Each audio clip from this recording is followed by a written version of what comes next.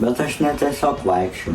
Aš vis galvojau, pirmą buvau tokia depresijos skiltis, kur galvojau, kodėl man dabar taip kojai kažkas nutiko, vasara prasideda, greit mano gimtadienis bus ir tokios mintys jie. O po to kažkaip išėjau po kelių dienų į pozityvą ir vieną dieną man kilo tokios mintys.